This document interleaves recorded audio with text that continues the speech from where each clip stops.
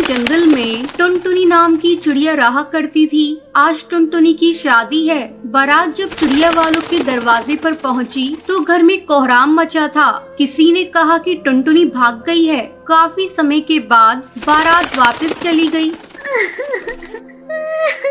टुनटुनी, तूने ये क्या किया? टुनटुनी तो पार्लर से ही अपने दोस्त कालू के घर चली गई थी। माँ बाप की इकलौती बेटी थी, उनकी इज्जत मिट्टी में मिल गई थी। टुनटुनी जब कालू के घर पहुँची तो कालू को किसी और चिड़िया के साथ देखकर उसके पैरों तले जमीन खिसक गई थी। मैं तो कहीं की नहीं रही। अब कौन सा मुंह लेकर मैं घर जाऊं? मुझसे शादी का वादा किया और यहाँ दूसरी चिड़िया के साथ रंगरलियां मना रही हो। मैं सारे गहने जेवर लेकर इसके साथ शादी का ख्वाब देख रही थी। टुनटुनी निराश होकर घर की तरफ लौट आई। पूरे घोंसले में मातम पसरा हुआ था। घर के भीतर से रोने की आवाजें सुनाई पड़ी। तभी माँ की चीख सुनकर वो सहम गई। मैं बहुत अभागी हूँ। लगता है सदमे ने पापा की जान ले ली। मुझे यहाँ से तुरंत निकल जाना चाहिए। वो तुरंत सुंदरवन जंगल को छोड़कर दूसरे जंगल की तरफ उड़ गई। उसे खुद नहीं पता था कि शादी के मंडप से भागकर वो कहाँ जाएगी। अपने दुर्भाग्य पर उसकी आंखें बरस पड़ी। अचानक उसके कानों में एक जानी पहचानी सी आवाज टकराई। एक्सक्यूज मी, क्या मैं यहाँ बैठ सकती हूँ? अरे भूरी, तुम? टुनटुनी, तुम कहाँ जा रही हो? और इतनी सजी सवरी और बाकी घर वाले कहाँ हैं? बस बस भूरी, इतने सवालों का जवाब एक साथ कैसे दूं? अब पहले बैठ जाओ। ये बच्ची तुम्हारी है, बहुत प्यारी है, पर इतनी कमजोर क्यों है? हाँ, मेरी ही बच्ची है गुड़िया। इसी के इलाज के लिए दूसरे जंगल जा रही हूँ। इसके दिल में छेद है, इसका ऑपरेशन करवाना है। ओह, आई एम सॉरी, पर तेरे पति देव कहाँ हैं? दिखाई नहीं दे रहे। टुनटुनी, मेरे पति टुन्नू इस दुनिया में नहीं है। हमने उनके माता पिता की इच्छा के विरुद्ध कोर्ट मैरिज की थी। वो लोग ना हमें आशीर्वाद देने आए और ना ही हम कभी उनके पास गए। ओहो, ये तो बहुत दुख की बात है। वैसे तुम बताओ, कहाँ जा रही हो? टुनटुनी ने भूरी को सब कुछ बता दिया। अच्छा, तुम रो मत, मेरे साथ ही चलो। मेरे ससुर जी बहुत रईस कौआ है, उनके कई कारखाने हैं। कहीं न कहीं तुम्हें काम मिल ही जाएगा। ओह थैंक्स पूरी, मैंने MBA किया है इसी साल। मैं अपनी मर्जी से शादी करना चाहती थी, पर मम्मी पापा ने अपने आगे मेरी एक भी न सुनी। मजबूर होकर मुझे घर से भागना पड़ा, पर शायद मम्मी पापा सही थे। टुनटुनी की आंखों से आंसू गिरने लगे थे। टुनटुनी, रोना बंद करो। मैं भी पहली बार ही ससुराल जा रही हूँ। जब मेरे ससुर जी ने टुन्नू के मरने की खबर सुनी तो उनका सारा गुस्सा पानी हो गया। उन सभी ने तो मुझे और मेरी बच्ची को देखा भी नहीं है। उन लोगों ने ही पत्र लिखकर मुझे बुलाया है। बहुत देर तक बातें करते करते दोनों नदी किनारे पर ही सो गईं। तभी अचानक एक तेज तूफान आ गया। चारों तरफ मच गई थी। तेज हवा से एक डाल सीधा भूरी के ऊपर आकर गिरी। उसके माथे से खून की धाराएं बह रही थी। टुनटुनी, मेरी एक मदद कर दो। मैं शायद जिंदगी और मौत से जूझ रही हूँ। मेरे पास समय नहीं है। प्लीज मेरी बच्ची को उसके दादा दादी के पास पहुँचा देना और तुम उसकी माँ बनकर ही जाना। वो मुझे नहीं पहचानते। ये कहते कहते भूरी की आंखें बंद हो गई थी। टुनटुनी की रोते रोते हिचकियां बन गई थी।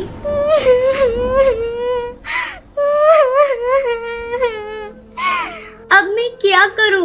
भूरी को छोड़कर कैसे जाऊं? उसने गुड़िया को सीने में जोर से भींच लिया और भूरी के बताए पते पर पहुंच गई। घर क्या, वो तो पूरी हवेली थी। टुन्नू के पिता कड़कनाथ सेठ ने उसे देखते ही कहा, आओ बेटी भूरी, हमें माफ कर दो। हमसे बहुत बड़ी गलती हो गई जो हमने इतने दिनों तक अपने बच्चों से दूरी बनाकर रखी। ऊपर वाले ने हमें उसकी सजा दे दी है। टुन्नू की माँ सुंदरी देवी ने उसे गले लगा लिया और कहा, लाओ बच्ची को मुझे दे दो। अरे कलावती, भूरी भाभी का सामान टुन्नू के कमरे में रख दो। भाभी को उनका कमरा दिखा दो। टुनटुनी इस नए घर में बहुत ही असहज महसूस कर रही थी, पर कठपुतली की तरह सबकी हाँ में हाँ मिलाती रही। कमरे में जाकर वो टुन्नू की तस्वीर के सामने खड़ी होकर फूट फूट कर रो पड़ी।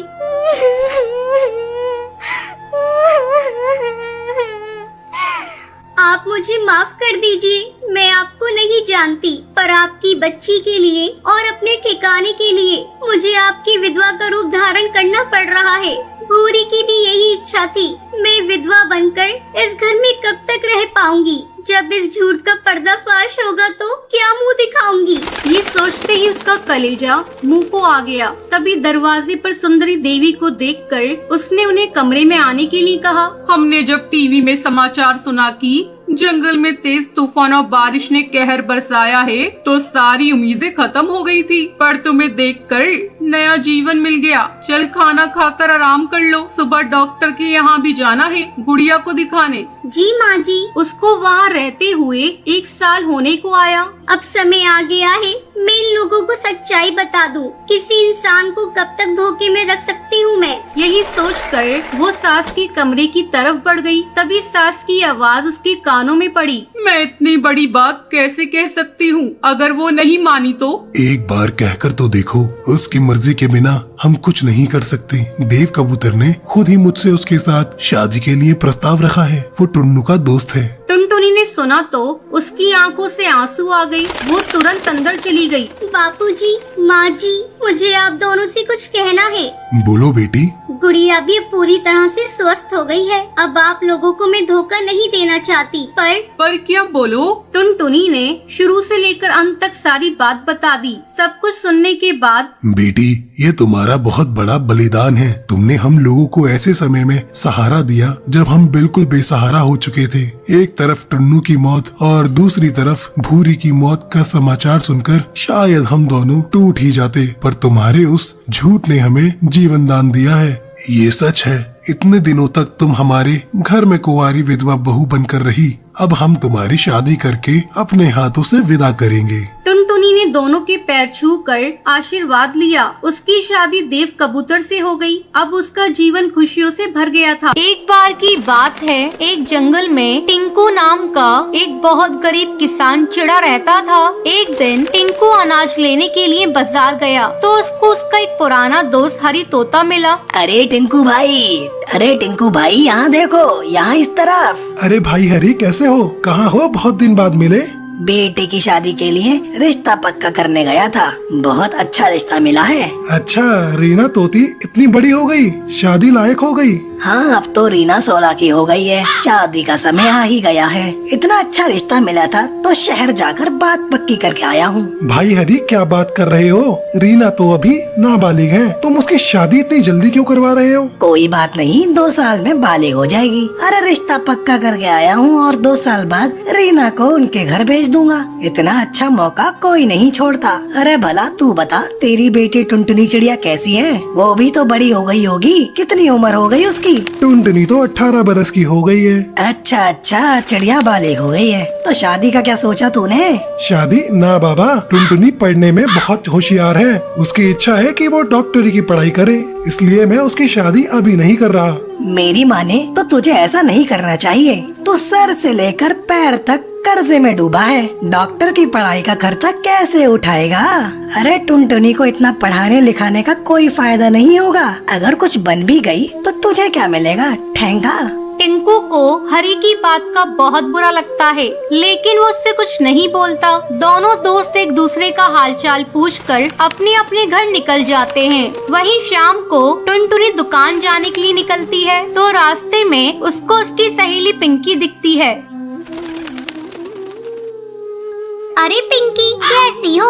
बिल्कुल ठीक हूँ, तुम बताओ कैसी हो? मैं भी बहुत अच्छी हूँ। क्या बात है, आजकल सिलाई कढ़ाई छोड़ दी? बबली आंटी पूछ रही थी। दरअसल मैं मेडिकल की पढ़ाई कर रही हूँ। 1 महीने बाद मेरा एग्जाम है तो उसकी तैयारी में लगी हुई हूँ, इसलिए अभी सिलाई और कढ़ाई नहीं कर पाऊंगी। चलो मैं चलती हूँ, फिर टाइम हो रहा है।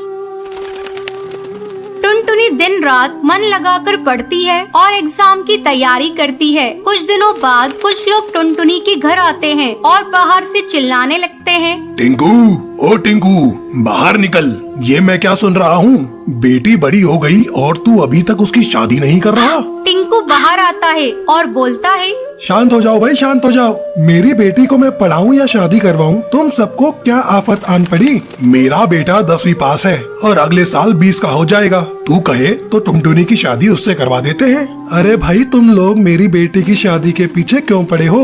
मुझे उसको डॉक्टर बनाना है, वो अभी शादी नहीं करेगी। राम राम राम, क्या बात कर रहा है? लड़की को पढ़ा रहा है? ना तेरे पास पैसे, ना रहने को ठीक सा घर, और इतना बड़ा मेडिकल का खर्चा। तेरे को पता भी है तू क्या सपने देख रहा है? परिंदे को उतने ही पैर फैलाने चाहिए जितनी उसकी चादर हो। देखो भाइयों, मुझे सब चीजों का पता है। मैंने बैंक से लोन ले रखा है। मेरी बेटी जब डॉक्टर बन जाएगी तो सारा लोन चुका देगी। तुम सब देखना, वो एक बहुत बड़ा मुकाम हासिल करेगी और तुम सबकी बोलती बंद कर देगी। हा हा हा।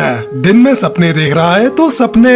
ये भी 1 महीने बाद तेरी बेटी का रिजल्ट आता है और अगर वो पास नहीं हुई तो तेरी शक्ल देखने लायक होगी। तब तक तो मेरा बेटा भी नहीं बचेगा शादी के लिए। इतना बोलकर सभी वहाँ से चले जाते हैं। घर के अंदर से टुनटुनी सबकी बातें सुन रही होती है। टुनटुनी को बहुत दुख होता है, उसके पिता के साथ लोग इस तरह का बर्ताव कर रहे हैं। टुनटुनी दिन रात मेहनत करती है और एग्जाम के लिए खूब पढ़ती है। एग्जाम देने के बाद उस दिन टुनटुनी का रिजल्ट आने वाला होता है। टिंकू भागता हुआ अपने घर आता है और चिल्लाता है, टुनटुनी, अरे टुनटुनी, अरे बेटी टुनटुनी किधर हो? क्या हुआ पिताजी? तेरा नाम आ गया बेटी, देख लिस्ट में तेरा नाम आ गया। यही नहीं, तुझे 25 लाख की स्कॉलरशिप मिली है, पूरे 25 लाख की। अरे अरे, मैं तो फूला नहीं समा रहा। इस पूरे जंगल में इतने पैसे कभी किसी ने देखे नहीं होंगे जितने की तुझे स्कॉलरशिप मिली है।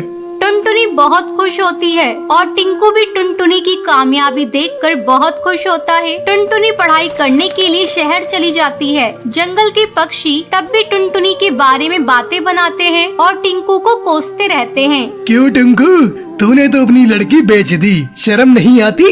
लड़की है, ऊपर से घर में नहीं रहती, पता नहीं शहर में क्या कर रही होगी। टिंकू सभी की बातें सुन लेता है क्योंकि उसे मालूम होता है जब टुनटुनी लौट कर आएगी तो सबकी बोलती बंद हो जाएगी।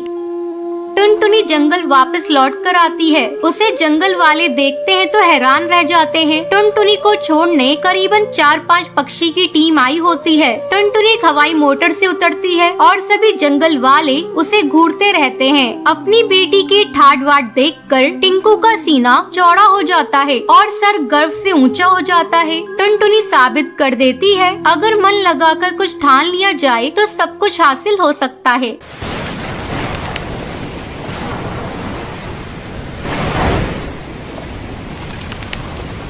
टुनटुनी अपने माँ बाप की इकलौती बेटी थी। उसके माँ बाप ने उसकी शादी बड़े ही धूमधाम से बंटी नाम के कबूतर से की थी। वो एक बहुत बड़ी कंपनी का मालिक था। टुनटुनी अपने ससुराल में बहुत खुश थी। अचानक एक दिन उसे खबर मिलती है कि बंटी की एक दुर्घटना में मौत हो चुकी है। बहू, किसका फोन है? अरे कुछ तो बोल बहू।